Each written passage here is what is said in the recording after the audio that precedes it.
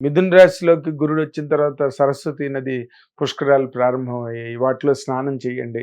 మంచిది, మీకు ఉన్న ఇన్నాళ్ళ మీ చీడ పీడ అన్నీ పోతాయి అని చాలా రీల్స్‌లో విపరీతంగా చెప్తున్నారు.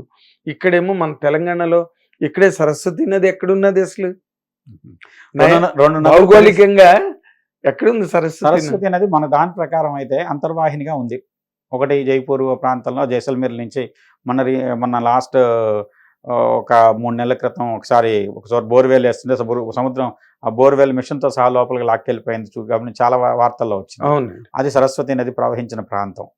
అయితే మనకు ఇదమిద్దంగా మనకు బద్రీనాథ్ నుంచి మనా విలేజ్ మధ్యలో సరస్వతి నది కొంచెం ఒక పాయ ఖచ్చితంగా చెప్పాలంటే 200 మీటర్లు మాత్రమే ప్రవహిస్తుంది.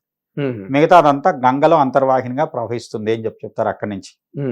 కానీ ఇక్కడ తెలంగాణలో సరస్వతి నది ఎక్కడి నుంచి వచ్చిందో తెలియదు. ఇప్పుడు కొత్తగా కాంగ్రెస్ పార్టీ ప్రభుత్వం తీసుకొచ్చి పెట్టిందేమో కానివ్వండి సరస్వతి నదిని. ఎందుకంటే కాంగ్రెస్ పార్టీ ప్రభుత్వాలు ఏదైనా చేయగలుగుతాయి దేశంలో వచ్చేసేసి. ఎందుకంటే లేని సరస్వతి నది ఇక ఇప్పుడు మనకి ఇక్కడ మన కాళేశ్వరం దగ్గరలో ప్రాణహిత తర్వాత ఈ నది కలుస్తున్నది, గోదావరి ప్రాణహిత. అక్కడ సరస్వతి నది ఎక్కడి నుంచి వచ్చింది? అలా అనుకుంటే అలంపూర్లో 7 నదులు కలుస్తున్నాయి దగ్గరలో. తుంగభద్ర నది, హంద్రేనీవా, తర్వాత వచ్చేసి కుందు నది, ఇవన్నీ కలిసే దాన్ని సప్తసాగర సంగమం అంటున్నాం కదా. మరి అక్కడ కూడా చేయొచ్చు. అలంపూర్లో కూడా 2 నదులు కలిసిన చోట ఎక్కడైనా సరే త్రివేణి సంగమం ఉన్నట్టు అనుకుంటుంటే అక్కడ కూడా చేయొచ్చు. సో ఇక్కడ మన తెలంగాణలో సరస్వతి నది పుష్కరాలు, అక్కడ స్నానాలు చేయడాలు అవన్నీ ప్రభుత్వాలు ప్రజలకు మతం మీద ఉన్న నమ్మకాలతో ఆడుకుంటూ చేసేటువంటి పుష్కరాలు ఇవి తప్పితే నిజంగా పుష్కరాలు కావు. ఇక్కడ తెలంగాణలో జరిగే పుష్కరాలు ఏవైతే ఉన్నాయో అది నిజంగా ప్రజలను మోసం చేయటం. ఓకే, నిజంగా చెప్పాలంటే ఖచ్చితంగా దీంట్లో ఎక్కడికైనా చాలా గొప్ప స్వీపింగ్ స్టేట్మెంట్ ఇచ్చారండి. ఇప్పుడు లేకపోతే సరస్వతి అనేది ఆంధ్రాలో ఎక్కడుంది చెప్పండి? మామూలుగా మనం ఇంట్లో స్నానం చేస్తామండి. చెంబులో నీళ్లు పెట్టుకుని వెళ్ళినప్పుడు గంగే జమున కృష్ణ గోదావరి సరస్వతి నర్మదే సింధు కావేరి జలేస్మిన్ సన్నిధింకురు అని చెప్పి నీళ్లు పోసుకుంటే గంగా స్నానం చేసిన ఫలితం వస్తుందని చెప్తున్నాం. ఇప్పుడు వీళ్ళు చెప్పేది అలాగనే ఉంది.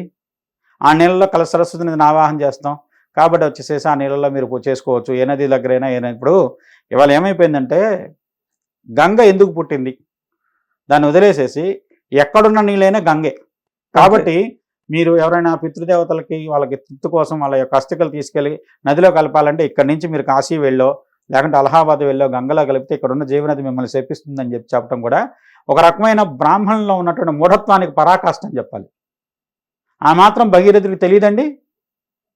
ఆయన అంత కష్టపడి తపస్సు చేసి మరీ సగరులను పుత్రులను ఉద్ధరించడం కోసం ఆయన అంత తపస్సు చేసి గంగ గురించి తపస్సు చేశాడు, శివుడి గురించి తపస్సు చేశాడు.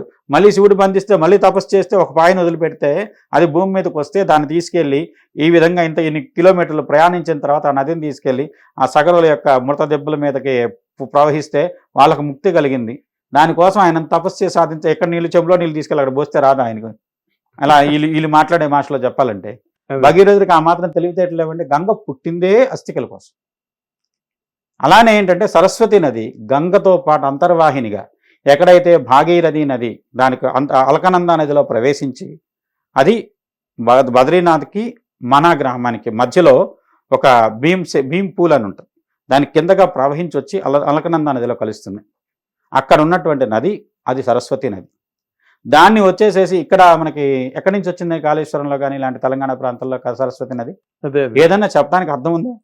అది ప్రభుత్వం ఏదైనా కావచ్చు, కాకపోతే ఎవరు ప్రశ్నించట్లేదు. వాళ్ళు ఆడింది ఆట, పాడింది పాట అయింది.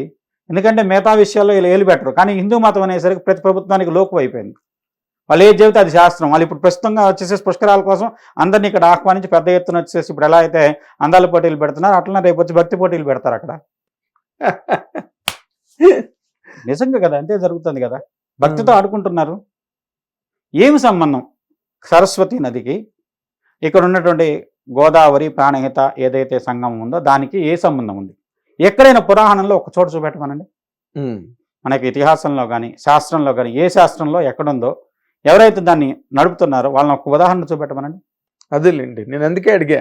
ఈ సరస్వతి నది ప్రవాహం తెలంగాణ ప్రాంతంలో కానీ లేదా మన తెలుగు రాష్ట్రాల్లో సరస్వతి నది ప్రవాహం ఎక్కడుందన్నది నాకు డౌట్ వచ్చింది. ఏదైనా కొన్ని చోట్ల కొన్ని చెప్పడానికి కొన్ని ఉదాహరణలు చెప్తారు. లేదంటే ఈ శాస్త్రంలో ఇక్కడ ఉన్నటువంటి పురాణ ఇతిహాసం ఆధారంగా ఇక్కడ కూడా చేసుకోవచ్చు అని చెప్పచ్చు. కానీ ఇప్పుడు మనం ఎలా అయితే ఇంట్లో స్నానం చేస్తున్నామో చెములో నీళ్ళలో ఇలా పట్టుకుంటే అన్ని ఆవాహన జరిగిపోయినట్టు భావిస్తున్నాము. ఉమ్. ఇప్పుడు అదే భావంతో ఇక్కడ చేయడం తప్పితే దీనికి ఏమాత్రం శాస్త్ర ప్రాధాన్యత లేనే లేదు. పుష్కరాల పేరుతో ప్రజల యొక్క నమ్మకాలతో ప్రభుత్వాలు సొమ్ము చేసుకోవడం కోసం ఆడుతున్నటువంటి ఒక నాటకం అని చెప్పొచ్చు దీన్ని. ఏం స్టేట్మెంట్ ఇచ్చారండి. నిజం కదా. ఉమ్, ఉమ్. కావాలంటే వాళ్ళని ఎవరన్నా దీని గురించి నిర్వహించే వాళ్ళని ఒకరిని చెప్పమనండి. ఎక్కడి నుంచి వచ్చి కలిసిందో Saraswati You're ready for the debate. మాట్లాడదాం, ఏం తప్పేముంది. Okay. తెలియకపోతే తెలుసుకోవచ్చు విషయం. ఓకే. ఒకవేళ నా అవివేకంలో మాట్లాడుంటే నేను కనుక తప్పు అంటే మాట్లాడితే మనం అవివేకం అన్న పాయింట్ కాదు కానీ భౌగోళికంగా సరస్వతి నది ప్రవహించే పరివాహక ప్రాంతం కాదు కదా ఇది. దాని పరివాహక ప్రాంతం ఎక్కడో ఉంది సరస్వతి. ఒకటండి, సరస్వతి భూమి మీద ఉన్నప్పుడు గంగకు కూడా విలువ లేదు. గంగా నదిని కూడా దానికంటే చాలా తక్కువ స్థానంలో చూశారు. భూమి మీద ఇవాళ ఏదైతే ధారాడారి ప్రాంతం ఉందో ఆ ప్రాంతం గుండా వెళ్ళేది సరస్వతి నది.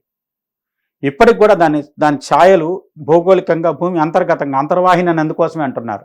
అంతర్గతంగా ప్రవాహ మార్గాలు కనబడుతున్నాయి. ఆ సరస్వతి నదిని తీసుకొచ్చి తెలంగాణ ప్రాంతంలోనూ, తమిళనాడు ప్రాంతంలోనూ, ఇంకో రాష్ట్రంలో ఇంకో ప్రాంతంలోనూ ఒక చిన్న నదినో ఇంకో చిన్న పాయనో చూపెట్టి, ఇలాంటి కొండవాగునో చూపెట్టి అదే సరస్వతి నది అంటే ఎట్లా చెప్పండి? దానికి ఎంత ప్రాధాన్యత ఉంది? తెలియక దాని యొక్క పేరుతో వీళ్ళు ఆడుకోవడం తప్పితే నిజంగా వీళ్ళకి ఏమైనా చేసే చేష్టకి ఏమైనా అర్థం ఉందా? వెకిల్ చేష్టలాగా. అలాంటిది అనుకోవచ్చు. ఇంకా మత ప్రాధాన్యమైనటువంటి ప్రమాణాలను మీరు ఇష్టం వచ్చినట్టు మార్చి ఇక్కడ సరస్వతి నది ఉంది ఇలాంటి వచ్చేసి రేపొద్దున ఇక్కడ ఎందుకు తెలంగాణలో కూడా ఇటు పక్కన అలంపూర్ దగ్గర రెండు కలుస్తున్నాయి కదా, కృష్ణ తుంగభద్ర ఇవన్నీ కలుస్తున్నాయి కదా, అక్కడ కూడా చేద్దాం. ఏమైంది? తుంగభద్ర 2 నదులు కలిసి వస్తున్నాయి, 2 ఒకటి కాదు. అక్కడ ఆల్రెడీ 3 ఉన్నాయి.